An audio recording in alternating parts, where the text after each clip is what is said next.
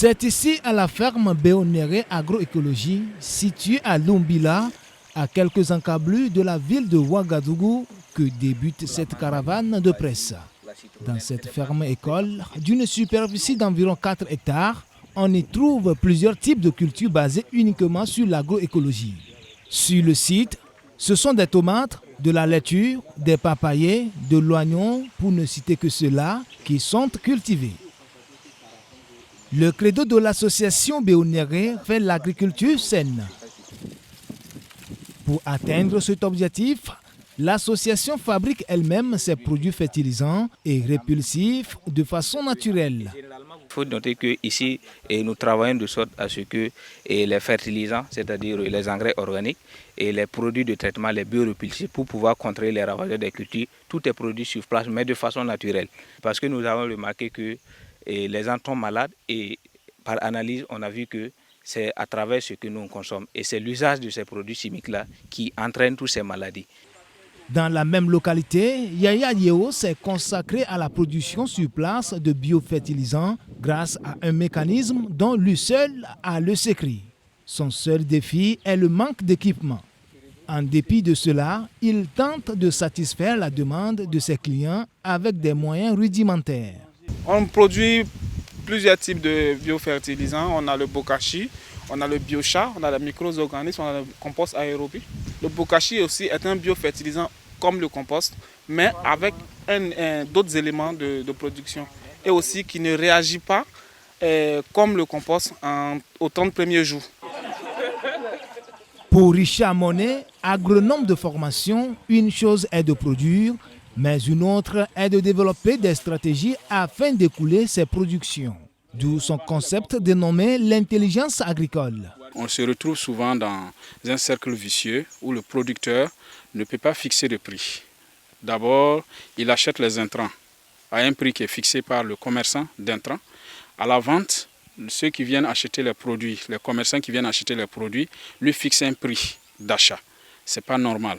Donc il faut que le producteur soit assez intelligent pour planifier sa production, surtout quand vous faites une agriculture, l'agro-business où vous avez fait un investissement important, que vous planifiez vos productions de telle sorte que ça coïncide avec une période où vous pouvez tirer meilleur profit sur le marché.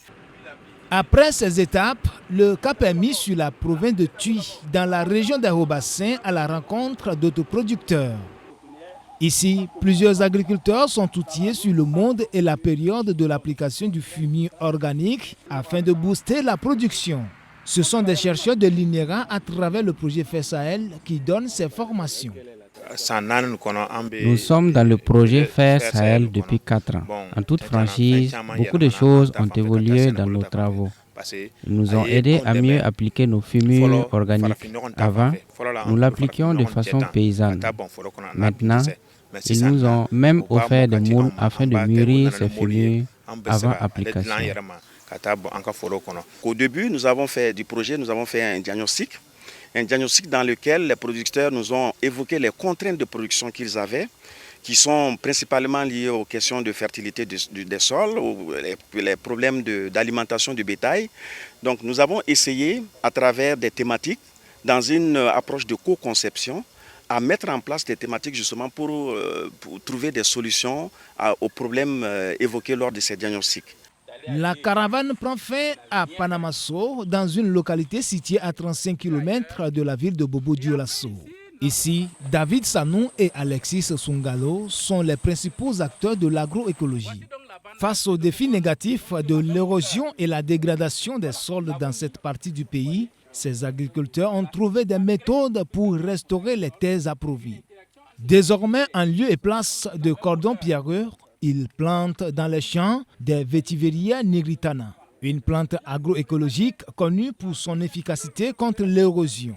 Les bandes énervées, voilà, il y a les Vetiveria, voilà.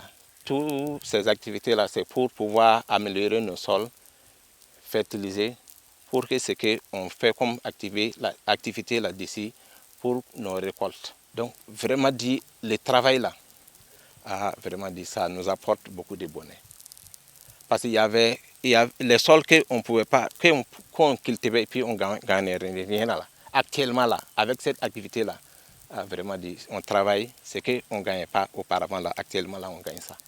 L'objectif de cette sortie terrienne est d'encourager ces producteurs, mais aussi sensibiliser les leaders d'opinion sur les avantages de l'agroécologie. Vous savez, l'agroécologie est aujourd'hui une approche d'adaptation du secteur de l'agriculture. Voilà, donc c'est pourquoi ce projet, effectivement, qui vise à promouvoir donc, cette politique du gouvernement, s'intéresse effectivement à l'agroécologie. Donc à cette initiative de faire connaître les avancées du Burkina en matière d'agroécologie. Et vous avez aussi des formateurs, donc il y a 5 personnes ressources que effectivement c'est à travers le projet ProSol, ces 5 personnes sont mobilisées, réfléchissent à des actions de transformation de l'agroécologie.